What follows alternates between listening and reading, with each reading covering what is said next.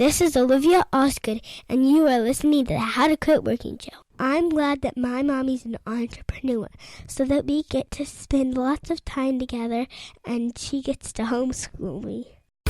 This is the How to Quit Working Show. Jeff Steinman believes entrepreneurship is the only true path to freedom.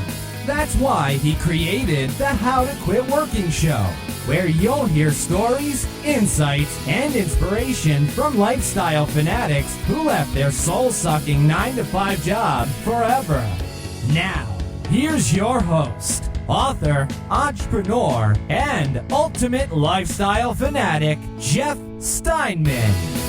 Hello and welcome to the How to Quit Working Show. This is Heather Osgood, your host of the Friday episode of the How to Quit Working Show. I hope that you're having a wonderful day, and I'm really pleased that you're here with me because I'm going to talk about some great stuff today for running your business and really helping take you to the next level in kind of your strategy in life and in business. But before we get started on that, I want to make sure that you've had a chance to join the How to Quit Working Circle. You can go to howtoquitworking.com/circle to join our wonderful Facebook group full of people just like you. If you have questions, concerns, if you just really want to be surrounded by people who are interested in starting businesses or business people and you don't feel like you're getting the support that you need, the Facebook group is a great place to be if you just have general questions. I'm always impressed by the questions that people post in that group, and we would love to have you there. If you sign up for the How to Quit Working Circle, you also have access to free video trainings, which are really fabulous. So please do, if you have not already, go to howtoquitworking.com/circle and join us there. I'm going to talk to you guys today a little bit about the idea of overwhelm.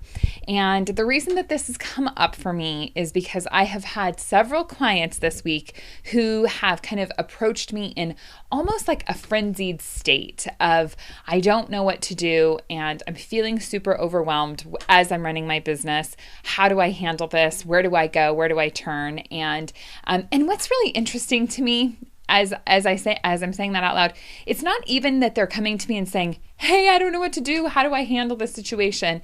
It's their mental state. It's them coming to our sessions and just being like, I don't know what to do. I've got to do this and I've got to do that. And they come with these huge lists of things that they have to accomplish.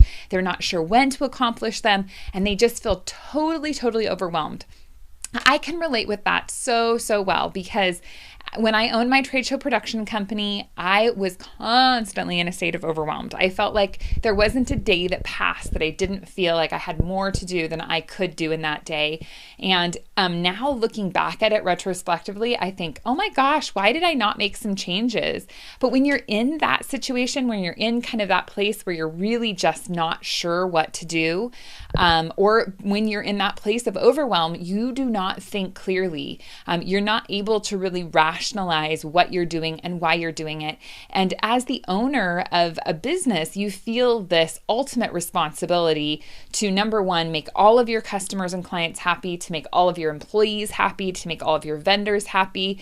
You really want to create a business that is going to be, just super successful and booming and growing. And you see all the opportunities, you see all the potential, and you want to do all of these things that you feel like you need to do, but there are only so many hours in a day. And as a business owner, you can't do everything.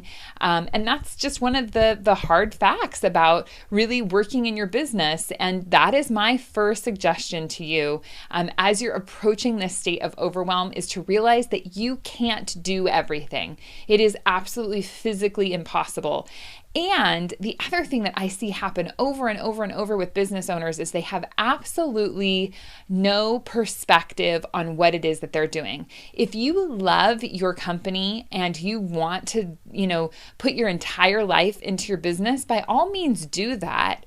But if you are in your business day in and day out and you're sitting there going, wouldn't it be really great if I could actually take a break? Wouldn't it be really great if I could go home at 5 o'clock? Wouldn't it be really great if I didn't have to work 7 days a week? If you're constantly pining for something else or something more, if you're always wanting to be somewhere than where you're at, what's the point in all of it, right? Because you're the one who has created this business. You're the one who has engineered and structured it to be, hopefully, this company that you absolutely love. And if you're feeling so pulled down by it and you're feeling so locked in by it, why? What is the point of it at the end of the day? So really examine that, examine what you have created, and then give yourself permission to do what it is that you want to do. Oftentimes, business owners never give themselves permission to do the things that make life fun, right? Like, are you dropping your kids off at school? Are you picking your kids up from school? Are you, going on a long lunch with a friend occasionally? Are you, going to grab a coffee in the afternoon when you would like to get out of the office? Are you taking a Friday off to take a long trip, with a group of friends or with your spouse? Are you taking advantage of having some freedom and flexibility in your company?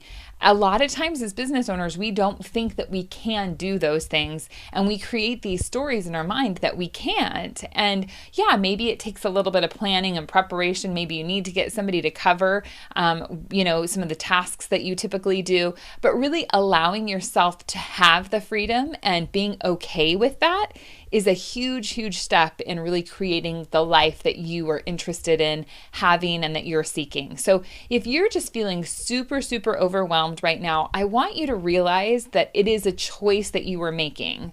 And that's really, really hard. That's a hard pill to swallow. And when I was in this situation where I was running a much larger company and I had, many more responsibilities than I have at this moment, it was really difficult for me to ever admit that I was the one that was kind of creating the chaos in my life.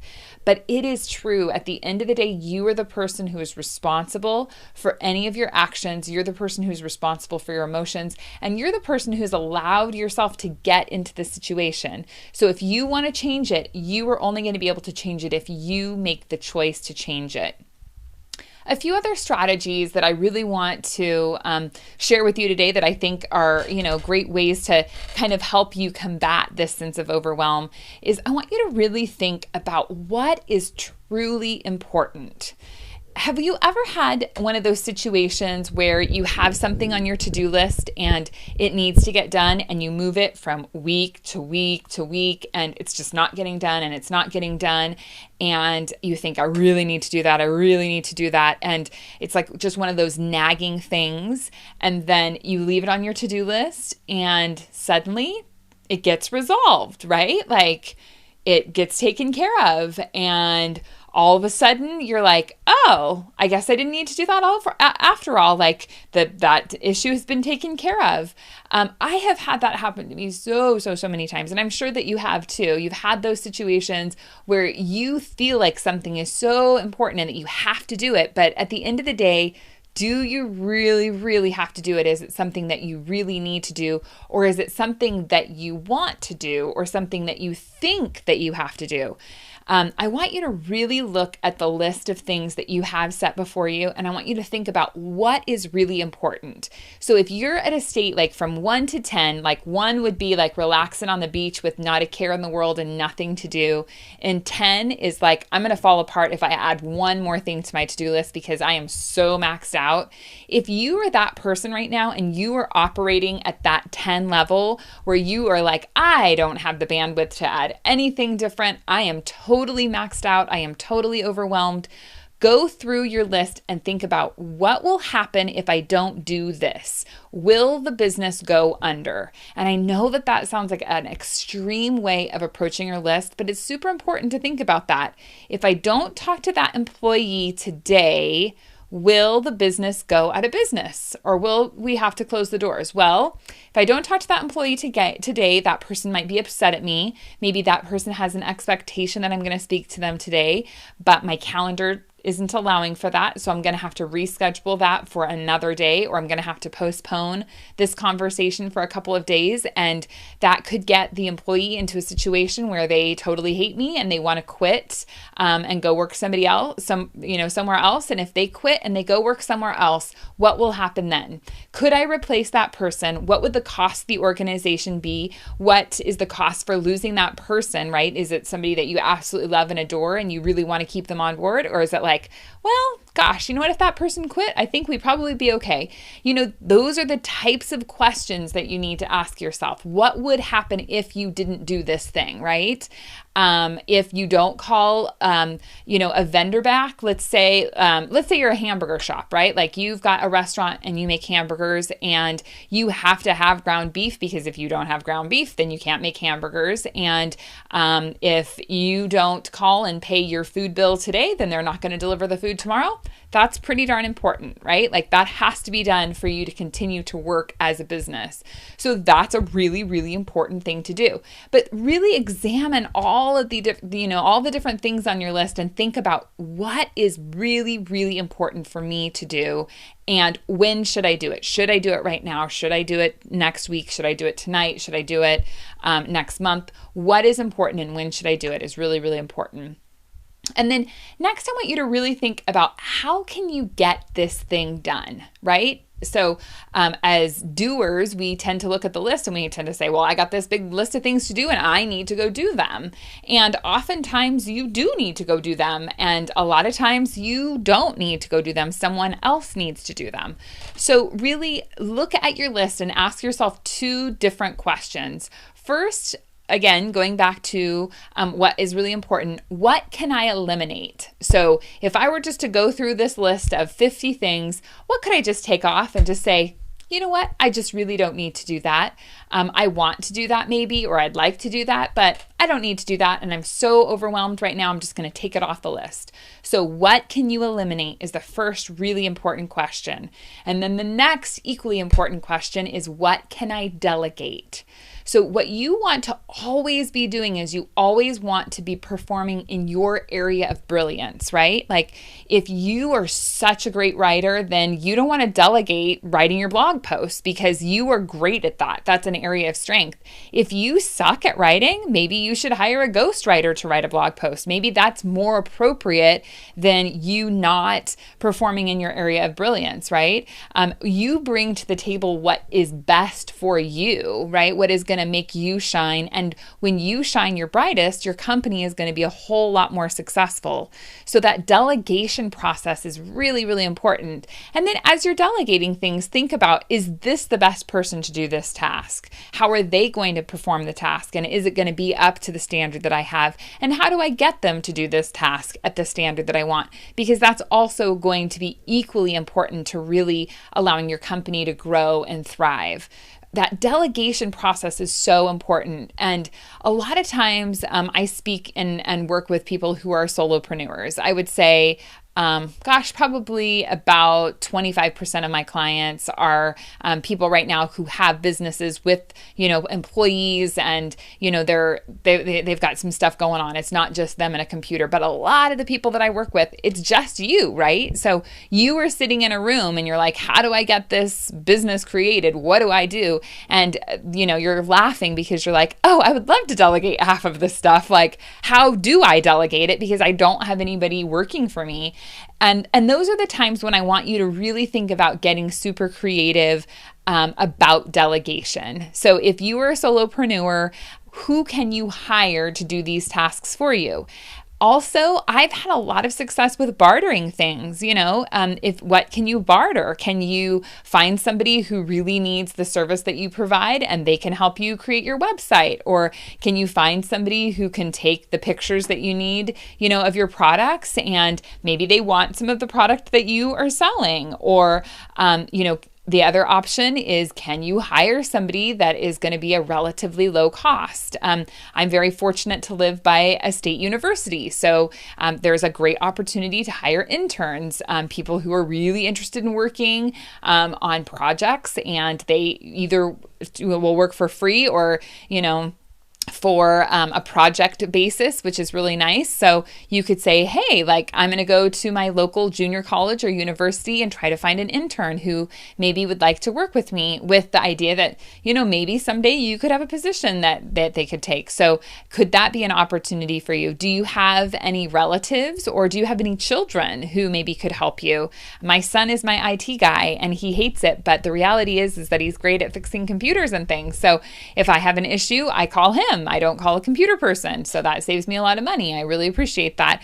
And then last but not least is there are gazillions of people wanting to freelance out there. So if you go on Elance, if you go on Fiverr, I mean, there are a huge list of different, freelance sites out there, and you can find somebody this afternoon who's interested in working on a project for you.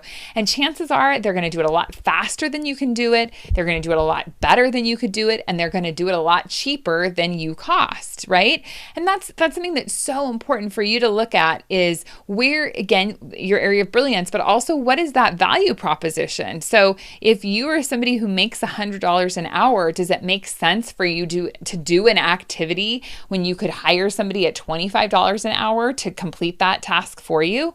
Of course not. It doesn't add up. If you can get into that space where you are doing the high value items and you get somebody else to do the lower value items, then your company is going to be more profitable. Now, obviously it's important, even if you charge, let's say $100 an hour, that doesn't mean that you are working at a billable hour all of, the 8 or 10 or whatever hours a day that you're working. However, if you didn't have to spend 4 hours trying to figure out how to set up your mass email campaign, could you spend 4 hours working on sales? Could you spend 4 hours working on marketing? And could that move you closer to getting a client? So it's really important when you do hire somebody and you delegate that work out, that you make a commitment to yourself, like, okay, I'm going to hire this person and they're going to cost me $300 a month, and I am committing to bringing in $600 a month to not only cover the expense of paying this person, but also to really have that additional cash flow coming into the business. Because anytime you hire somebody, anytime you grow or make financial investments, you don't only want to cover the cost, you also really want to make sure that you are looking at what your profit margin is and making enough to create a profit for you and beyond. So really, really think about that, which is an important part of delegation. But delegating is huge. And I have found the bigger issue is not that people don't have people to delegate to, it's that they don't want to delegate. They don't like the idea of delegation. They're worried that if they delegate, that someone isn't going to do things the way that they would like them done. And that is very stressful for people, right? And as a business owner, you're extremely invested in your organization. You want it to turn out a certain way. And chances are at the end of the day, what's most important to you is the profitability. So you really want to make sure that you're taking care of your customers so that you have this opportunity to make money so that you can stay working for yourself or your business can stay operating. Super, super important, right? You have to be able to let go. You're never going to be able to grow or scale if you don't let go. So think about the value of that and think about how important it really is. Next, I want you to really think about having someone outside yourself help you decipher what really is important. And what I mean is if you have a to-do list and you are feeling super overwhelmed, employing someone else, whether that be a friend, whether that be a spouse, whether that be a child, an adult child, who knows, ask someone to help you look at your to-do list. First, that also brings me to another point, which is if you do not have a to-do list, you need to have a to-do list. It is extremely important and critical to your success that you have a list of what is important to get done. What we frequently do is we have things on our mind that we know need to get done, and they bounce around in our heads, and we think, oh yeah, I got to do this. Oh yeah, I got to do that. I got to do that. One for me, I don't know what it is with our family and dentist appointments, but I feel like we have a dentist appointment like every couple weeks. I'm like, really? Like, how can we have a freaking dentist appointment again? Like, we just went to the dentist, right? Of course, a family of 5, I mean, whatever. But we go to the dentist all the time and it's never cheap. So I always feel like we've got a dentist appointment. And inevitably, the dentist calls and they say, hey, you've got an appointment scheduled on this date. And it's either for one of my children or my husband. And then I have to look at the calendar and I have to say, okay, is that really an appropriate time? Because chances are they've scheduled schedule it in a time that really isn't going to work best for us. And so then I have to look at it, and then they do, the thing that I love, which is, I've got you scheduled for this appointment, but before you can come into the appointment, you have to call back to confirm that you're actually going to be at the appointment. And I just want to say, I scheduled the appointment with you, and if I schedule it with you, I'm going to be there, right? Why do I have to spend my time calling you back? So there's those kind of lingering to-dos that for me are just really more frustration points. And obviously I'm using a personal example, but it could be just the same with a vendor or with a customer or with an employee, somebody that's called you and you're just like, oh, I've got to call that person back, or, I need to do these series of steps. So for instance, at our hair cutting business, we have decided that we're going to implement a new dashboard system. So I created this dashboard in Google Docs. I went in, I met with the manager, we talked through what we were going to do, and now here it is, time for her to actually do it. And do I have all the paperwork ready? And, I tend to be somebody who likes to push things until it is due exactly. I don't like to do things too far ahead of time. So it's like, okay, this morning it has to be done for this afternoon. It needs to get done. And then, of course, as soon as you open it up, then there's a whole bunch of questions that are unanswered about, how we're going to gather information or the numbers we're going to put in this system. And so all of those things, this project that I was like, oh, I got that in 5 minutes, suddenly turns into an hour-long project.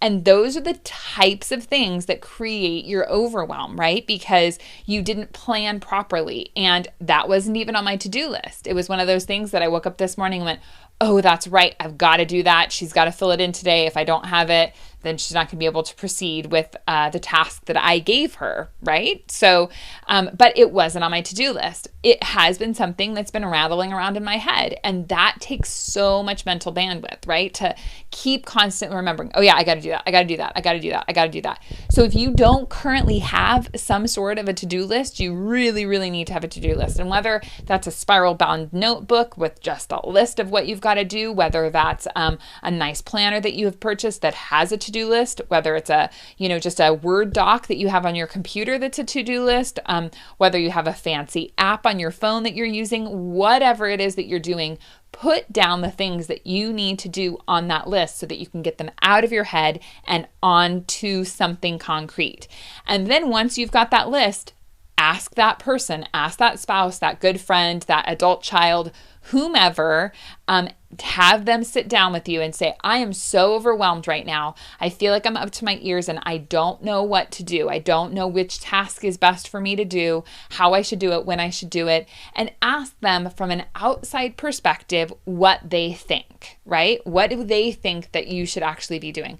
Now, granted, they aren't people who are working in your business, and many times they're not even entrepreneurs, but just having that outside perspective is really important. This is also an area where a coach can really come in handy because they totally understand the inside of your business. They understand what you should be doing. They have a bigger frame of reference than you do in most cases. So they can take a look at your to-do list and they can say, really? Do you really think that you need to be doing that? Or how can we get that delegated to somebody else?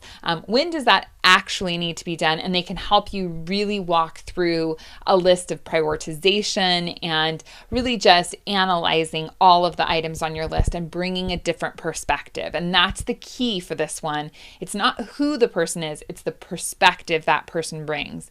And be careful too when you're trying to have somebody help you with your to-do list. Sometimes spouses can get a little judgmental because maybe they feel like you're working too much and all of these items on your list, maybe none of them need to be done. And then suddenly you're in this weird, imbalance with them about what they think you should be doing and not doing. So make sure that you're inviting a trustworthy individual to examine that list who's really going to be a help to you and not really a hindrance to you. But really having that outside perspective is really, really huge. The next thing that is really helpful for me that I felt has been super valuable is breaking things into small pieces. So a big one for me is always social media. And I should get, a slapped hand for this because so frequently on my to-do list for the day, I will have social media. really, Heather? Like, that is like the worst to-do list ever, or to-do list item. Like, you shouldn't put social media on your to-do list. It needs to be broken up into pieces, right? Like, if some stranger is going to walk up and they're going to look at your list and they're going to read social media. So let's say you died tomorrow and somebody had to do everything on your to-do list. If you were to give them your to-do list, would they be able to accomplish the tasks on that list, not knowing what your self-talk is? If you're able to break that item up into something that is truly actionable, then somebody else should be able to do it. And that's going to help you tremendously to do that. It's if I were to say, instead of social media, if I were to say, put 5 compelling posts on Facebook with an image, suddenly that's a to-do item, right? Like, I know I need 5 images. I know I need 5 posts. I could even go further and say, use Hootsuite to schedule those posts, right? Or whatever system I'm using. So you could definitely dig in deeper on any item. And that's what I want you to do. I want you to dig in deeper and make it something that is actually manageable and something that you can actually do. And as business owners, we get these big concepts, right? These big, kind of hairy, audacious things that we're like, how do I even do this? I have no idea. I've got someone I'm working with right now, and they're thinking about expanding their facility. And it sounds really great to expand your facility, but it also sounds extremely overwhelming. And really, like, what are all the different steps that they need to take to expand their facility? And when you wake up in the morning and you think, oh my gosh, I have this like lingering, I've got to expand my facility, like, hanging out over my head, that feels really, really overwhelming. But if you sit down and you break it into pieces and you say, okay, I need to contact the landlord, I need to negotiate the price, I need to get the utilities switched over, I need to figure out the build out, and then you could take the build out one step further. I need to, figure out how I'm going to ramp up my sales. Do I have all of my financial projections in order? And then you make a big list like that, and then you go through each of those items and you get deeper with all of those. So contact the person that has the building, might be, instead of contact the person, call Dan, and here's Dan's cell phone. And then suddenly when you look at that list item, it's easy for you to pick up the phone and call Dan because you got Dan's phone number right here, and it's going to take you 10 minutes as opposed to call the landlord of that new building. That feels like a much bigger, overwhelming task. So breaking things down into smaller pieces is really going to help you a lot. And I have had tremendous success with my clients in helping them break things up into small pieces. Make it something that is doable and set a deadline for it. It's something you need to get done, but what we have a tendency of doing is saying, well, that's a project that's going to take me 5 hours and I don't have 5 hours. Nobody's ever going to have 5 hours. That's a whole lot of time. Like, you're going to have to have some specific planning to get 5 hours, set aside to do something. But could you find an hour a day for 5 days? Yeah, most of us could find an hour. Or if it's a 2-hour long task, like, how do you break it up into 15-minute increments? Make it so that it's something that's doable for you. And then also look at your way of getting things done. If you know that having 15 minutes and being like, hey, I'm going to power through this 15 minutes is a great way of doing it for you, then that's terrific. But if you also know, well, it's going to take me 30 minutes to get going on the project, and then it's going to actually take me 30 minutes to do the project, you don't want to spend that 30 minutes every day leading up to your 15 minutes of work. So think about how you personally like to approach things and what's going to be best for you and really work for you. But having bite-sized pieces, having small pieces that are small, doable actions are really, really helpful. The next thing you want to really think about is doing the most important, hardest tasks first. So a lot of times we're like, oh, I got that done. And we look at our to-do list and we're like, oh my gosh, I just finished 10 things. Isn't that great? Well, really the big things that we've been putting off are the things that we really should be doing. And they're the things that we have a tendency not to do. And for some reason for me, the last couple of weeks, as much as I love sales calls, I've been like, oh, I got to do my sales calls. Oh, I got to do my sales calls. And I just keep procrastinating on them. It's like, I've always got something else bigger, better to do that isn't a sales call. And that's very concerning to me, because I think that, that is the most important piece of your business, is the sales call piece. And for any business, that sales piece, depending on whether it's calls or marketing or outreach, whatever it is that you're doing to get those customers, that's the most important piece. And if you're procrastinating on the most important piece of your business, you're not going to be in business very long, right? So really address why am I feeling uncomfortable with this? And part of the reason I haven't been doing my calls is because they're really cold right now. And it's much easier to do calls if you've got a really nice warm list of people, right? So if you've got people who are like, hey, I'm calling you to talk to you, suddenly it's pretty easy to call them. But when you've got a cold list to call through, it's a little bit more challenging, right? So think about what is holding you back from doing some of the bigger tasks that you need to do, and how you can really reframe those to get those really important bigger items done off of your list. And then I think last but certainly not least is really, really just embracing the true vision of what it is that you want your life to be like, what it is that you want your day to be like, what it is that you want your week, your month, your year. Everything is made up of moments, right? Our whole life is made up of moments. You have to think about, in this moment, where is the perfection, right? Like, where is the gratitude in this moment, and how can you stay centered with that? Because each of us has really a whole string of wonderful moments. And if we can find the good in each moment, and if we can let go of the stress that we're feeling, if we can let go of the pressures that we're feeling, that's going to create really that bigger vision for your life and for your business. And staying in touch to what it is that you want to create and why you're creating it. And what I have found is that most people, when you get started, you're super excited, right? And then you are like, oh my gosh, what did I do? This is way too hard. I can never do this. I'm never going to be successful. You've got all of this negative self-talk that comes in. And then you maybe start blaming people. Well, if my spouse was more supportive, I would be much more successful in this. If I had better customers, I would be more successful. If I had more customers, I would be more successful. If that podcast that I listened to today gave me better advice, then I would be more successful. Or if my coach was a better coach, then I would be more successful. You're just constantly feeding yourself this reinforcement that it's not really you that is the issue. It's really the people around you. And you have to really take that responsibility. You have to take responsibility for creating the vision that you want in life. Being grateful for everything that you've accomplished, being grateful for all of the things that are going to appear ahead of you, and then just really being grounded and taking that time to constantly be reflective of what it is that you're creating, and seeing where there's opportunity, seeing where things maybe aren't turning out really well and you need to do a course correct. But if you have that vision in place, then the overwhelm doesn't feel quite so bad, because you know that you're headed to, down this path that you really want to be walking right now, right? And the other thing too is, I know I started the podcast by saying this, but if you are feeling overwhelmed right now, you really have to admit that you are the person who has created this situation of overwhelm. You have the ability to create different choices, to ask different questions, to speak with different people.